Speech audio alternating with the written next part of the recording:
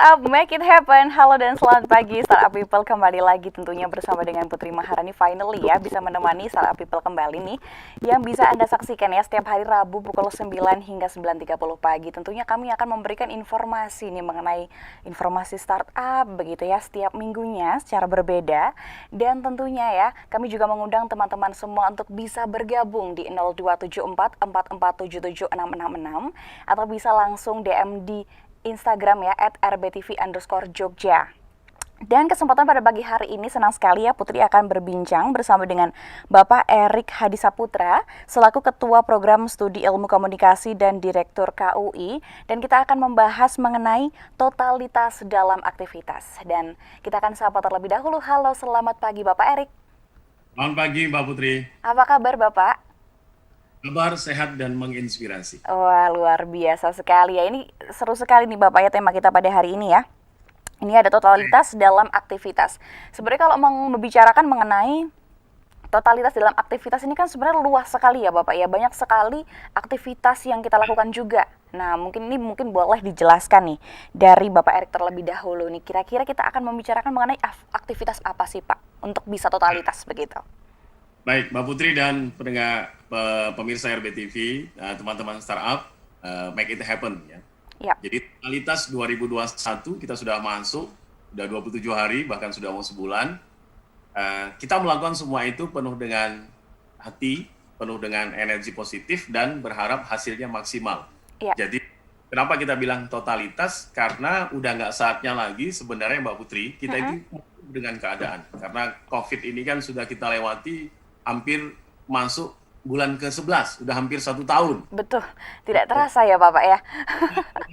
Harusnya tidak terasa ini membuat kita sudah dapat pembelajaran baru, ilmu baru bahwa tidak saatnya kita hanya diam. Kalau kita diam, kita nggak tahu jalan mana yang di portal, kita nggak tahu mana jalan yang jadi satu arah, maka kita tetap bergerak, baik dari rumah, baik dengan shift, dengan standar prokes, dan juga selalu munculkan ide-ide kreatif agar aktivitas kita itu selalu berenergi positif dan punya passion. Ya, jadi totalitas itu kembali lagi kepada kita mau bikin apa sesuatu yang baru, kita bekerja itu balik lagi, bukan hanya sekedar hanya untuk kita, tapi kita seperti menabung ilmu, menabung kebaikan, memudahkan urusan orang. Jadi semua itu akan buat kita lebih berenergi di 2021 dan totalitas dalam semua aktivitas kita. Oke, nah aktivitasnya ini berarti bisa bermacam-macam ya Pak, mungkin seperti ketika bisnis maupun juga dalam hal pekerjaan maupun juga dalam pendidikan begitu. Karena kita melihat sekarang kan semuanya memang sekarang sudah dilakukan PSBB juga begitu ya, dan memang segala sesuatunya harus dikerjakan di rumah. Nah ini seperti apa Pak untuk agar kita itu bisa merasa tetap totalitas, karena kan biasanya kayak aduh sudah bosan juga di rumah seperti itu, apalagi kalau misalnya teman-teman yang sedang running startup begitu ya, atau ingin melakukan startup begitu tapi terkendala tidak bisa bertemu dan lain sebagainya. Ini seperti apa Bapak Erik? Ya Mbak Putri, kalau ingin kita totalitas, saya punya satu cara yang bisa kita lakukan, yaitu kita harus punya power. Jadi power di sini sebenarnya adalah selain memang itu adalah energi, power dimaksud adalah singkatan dari positif, optimis, willingness, enthusiasm, dan reveal. Kalau kelima ini ada pada diri kita, itu nanti akan menjadi penguatan dengan apa yang sudah kita lakukan selama ini. Pertama, mengapa kita harus stay positif? Kayak gini kan nggak hanya dialami oleh Yogyakarta ya, Indonesia bahkan seluruh dunia. Betul. Kalau kita menganggap semuanya adalah dengan keadaan yang negatif, maka apa yang terjadi ketika dalam pikiran kita selalu banyak sesuatu yang negatif?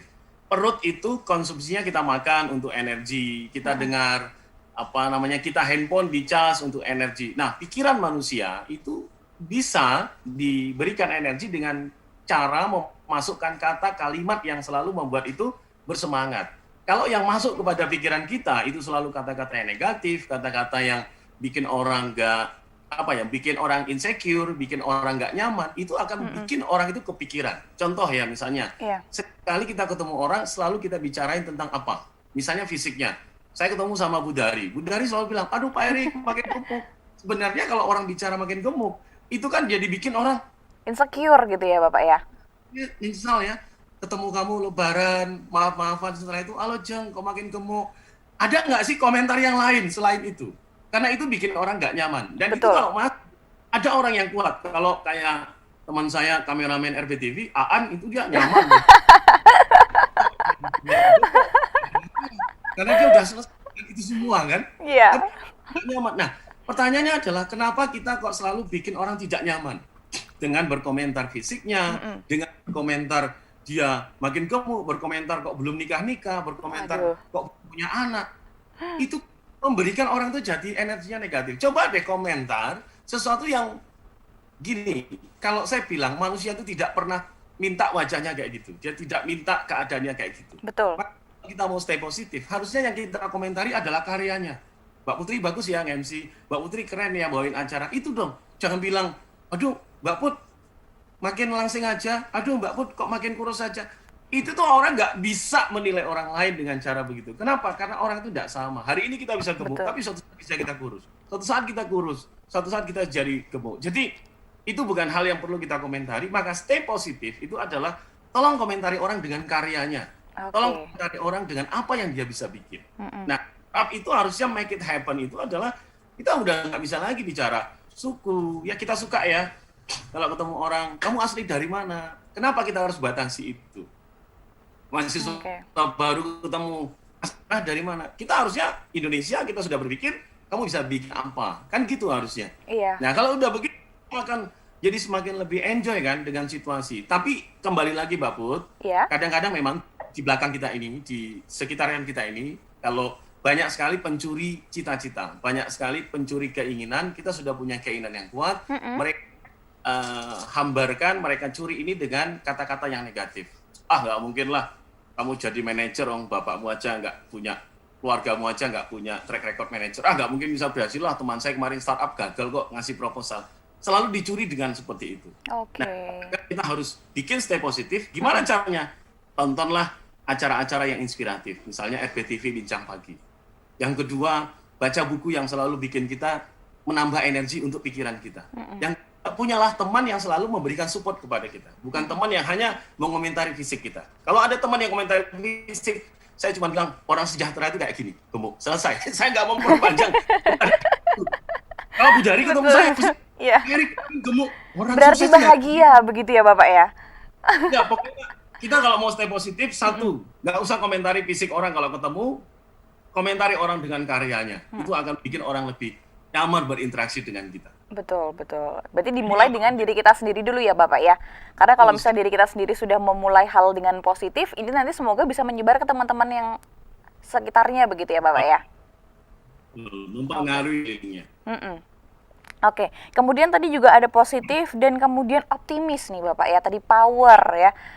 Ini kalau optimis ini berarti kita seperti apa nih Bapak? Harus optimis dalam segala hal, tidak boleh merasa ketika ada orang-orang yang bilang tadi ya mungkin kayaknya nggak mungkin deh kamu bisa menjadi manajer karena track recordnya tidak ada. Nah ini seperti apa sih harusnya ketika kita menghadapi orang-orang yang mungkin mau menjatuhkan gitu, dengan optimisnya seperti apa Bapak? Kalau saya reframing, Mbak. Reframing itu kayak saya bingkai ulang. Bingkai ulang itu gimana? Misalnya, kamu nggak mungkin bisa jadi manajer karena di dalam keluargamu tidak ada yang pernah jadi manajer. Maka saya reframing dan saya katakan, saya akan menjadi manajer pertama dalam keluarga saya. Saya reframing. Reframing itu artinya saya harus membingkai satu kejadian itu. Saya tidak fokus apa masalahnya, tapi saya fokus pada sudut pandangnya. Oke. Pandangnya yang kita lihat. Jadi cara orang itu kan beda-beda.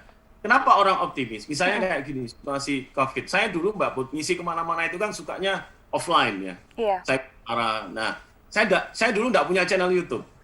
Pada waktu pertama kali bulan Maret kita diminta untuk mengajar dari rumah, beraktivitas dari rumah, saya bingung. Ini apa yang harus saya lakukan dengan banyaknya energi seperti ini? Lalu 1 bulan saya tersadar, selama ini saya sudah punya modal yang saya tidak pernah manfaatkan. Apa? Email.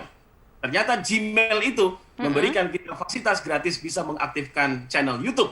Iya. Dan setelah Mbak Putri, saya aktifkan channel YouTube saya cari video-video pernah ngisi di mana, saya kumpulkan, saya kasih bumper, kasih opening, kasih closing. Alhamdulillah 1 bulan 1000 subscribe. Wow, luar biasa. Makasih yang lihat saya Mbak, masih yang lihat saya. Nah, ini ada dosen saya. Aan juga saya chat. Jadi setelah itu lama-lama 6 bulan dimonetize oleh YouTube. Pertanyaannya adalah Kalau tidak COVID, saya mungkin tidak berpikir punya channel YouTube. Jadi segala sesuatu itu selalu ada hikmahnya begitu ya Bapak ya?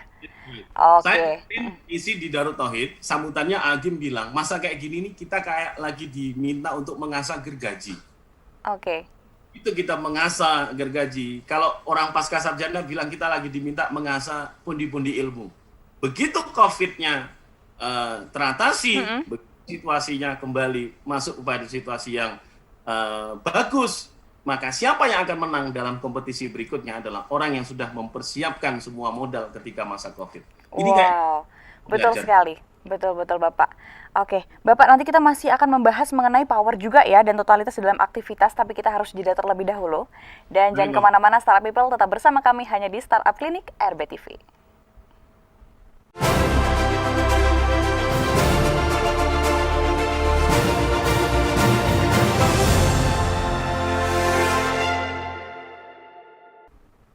Startup People masih bersama kami di Startup Clinic RBTV, tentunya masih membicarakan mengenai totalitas dalam aktivitas bersama dengan Bapak Erik Hadi Saputra ya, selaku Ketua Program Studi Ilmu Komunikasi dan Direktur KUI. Tadi kita sudah membicarakan mengenai power ya, positif dan juga optimis. Nah, selanjutnya kita akan membicarakan mengenai willingness ya. Tadi kata Bapak Erik juga orang-orang yang bisa menghadapi COVID ini adalah orang-orang yang bisa bertahan begitu ya Bapak Erik ya? Mbak Oke. Putri dan pemirsa RBTV di mana berada, teman-teman startup klinik Medica Happen dan teman saya Mas Aan. Eh, kita masuk yang ketiga ya. Iya, Yaitu, betul. itu adalah willingness. Willingness itu begini, orang itu selalu punya keinginan lebih dari yang diminta. Oke. Kalau mau sukses, maka harus punya selalu berkeinginan lebih. Apa itu? Ngasih sesuatu yang lebih. Jadi jangan hanya menunggu. Kalau saya minta, ini bisa dikerjakan berapa hari? 1 minggu, Bapak. Baik. Sebelum 1 minggu, 5 hari sudah diberikan. Itu namanya willingness. Ini Oke. orang minta 10, kita kasihnya 11. Itu namanya willingness. Tapi kalau kita target berapa seminggu? Seminggu ditanya, wah belum Pak, masih nambah hari lagi. Itu namanya tidak willingness. Jadi willingness itu adalah dia memberi lebih dari yang diminta. Saya kasih contoh. Oke. Teman saya misalnya kalau dalam mengisi in-house Oke. training, Bapak kita tahan Ya. dulu, sepertinya ada telepon masuk. Halo, selamat pagi RBTV. Halo, selamat pagi RBTV. Oke. Mungkin Startup People bisa mencoba lagi ya di 027444776666. Boleh menanyakan ya mengenai totalitas dalam aktivitas bersama dengan Bapak Erik. Monggo Bapak silakan dilanjutkan kembali ya tadi ya. jadi kalau teman-teman startup people itu diminta untuk mengerjakan sesuatu, tolong beri lebih dari yang diminta. Oke. Beri lebih itu kita pasti akan diingat orang. Kenapa orang bekerja sama itu tidak bisa lepas dari hubungan personal yang baik. Hubungan personal yang baik itu adalah kita selalu menabung emosional. Misal, apa yang terjadi ketika saya dengan misalnya teman saya Mbak Dari lah, itu pernah menabung emosional. Yang terjadi adalah ketika kita ada permintaan sesuatu, orang itu tidak akan bisa nolak. Orang itu tidak akan bisa, orang itu ingin membantu. Kenapa? Karena saya sudah pernah nabung emosional. Begitu juga sebaliknya. Bu Dari kalau dengan saya, enak sekali, Pak Erik bantu gini. Kenapa? Karena saya tahu beliau sering bantu saya. Nah, kalau begitu, maka teman-teman startup people, berilah willingness, berilah sesuatu yang lebih. Supaya apa? Supaya orang mengingat kita. Karena itu yang akan diingat orang salah satunya. Ya. Jadi kalau dimintain tolong, kasih sesuatu yang lebih yang orang tahu ini adalah maksimal dari Anda. Bukan hanya malah minimum ya, bukan hanya ngejar keuntungan yang besar tapi tidak memberikan emosional. Yang keempat Mbak Putri itu adalah antusiasme. Antusiasme ini antusias kita harus selalu memelihara passion dalam semua aktivitas kita. Kalau mengajarlah yang bagus. Kalau kita menjadi presenter ya seperti Mbak Putri, jadilah presenter yang totalitas. Misalnya begini, kita standar Bu Dari kalau ngisi training presenter misalnya 1 juta 1 jam. Satu ketika ada orang minta tolong Bu Dari saya minta tolong bisa nggak bantu saya untuk melatih presenter anak-anak remaja, tapi mohon maaf kami tidak bisa ngasih honornya 1 juta, kami hanya bisa ngasih 250.000. Bahkan kalau Mas Aan itu seringnya 2M. Matur nuwun Mas. Matur nuwun Mas. Sering nggak dibayar. Karena wajah-wajah CSR ya, kalau Aan itu wajah-wajah CSR. Nah, tapi walaupun kita dikasih misalnya honornya 250.000, kita tetap memberikan standar pelatihan yang 1 juta. Itu namanya antusias. Dan yang kelima, ada refill. Refill itu seperti kita kalau minum atau makan di satu warung, ada minuman yang refill. Habis, Mbak, tambah lagi refill. Artinya apa? Kita selalu ingin nambah ilmu. Maka Prof. Suyanto selalu mengatakan, kalau ketemu dengan orang, jadilah seperti gelas yang kosong. Artinya apa? Semua orang itu punya ilmu. Semua orang itu punya sesuatu yang kita itu mesti ada yang kita tidak tahu kadang.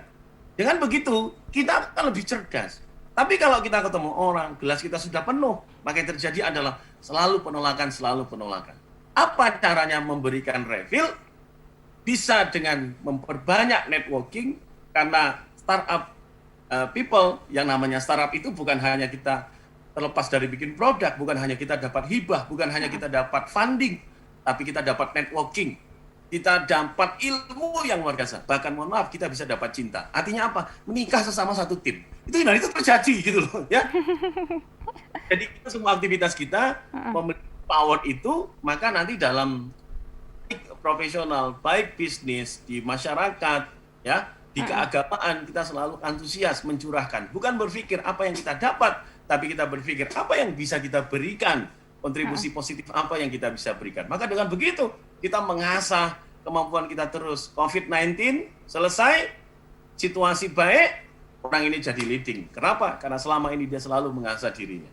Wah, betul sekali Bapak. Memang kita harus dimulai dari diri kita sendiri dulu begitu ya.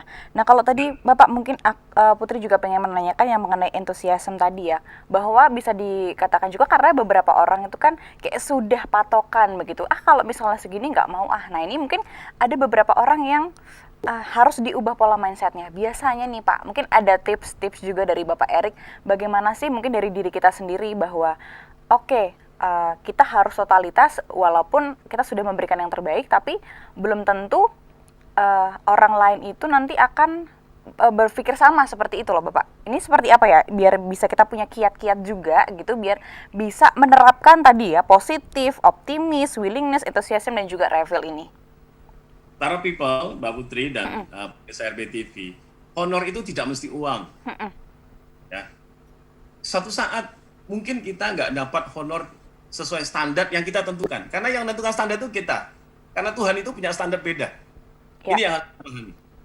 Ketika kita bilang kita punya standar seperti ini, bisa saja orang lain tidak punya yang seperti itu. Oke. Kita mungkin tidak dapat uangnya, tapi mohon maaf, kita dapat kesehatan. Mungkin anak sakit, ya tidak mesti harus sampai ke rumah sakit yang dengan standar pelayanan yang luar biasa. Masih dengan mohon maaf, obat yang mungkin ya kita cari pertolongan pertama bisa sembuh. Lalu kita ketemu orang, baik sama kita.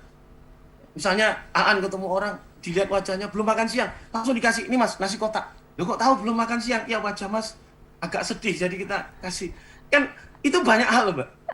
Iya betul. Termasuk bantuan. Jadi kalau kita misalnya Mbak Putri ngisi ya, tiba-tiba standar Mbak 1 juta, lalu orang ngasihnya 500.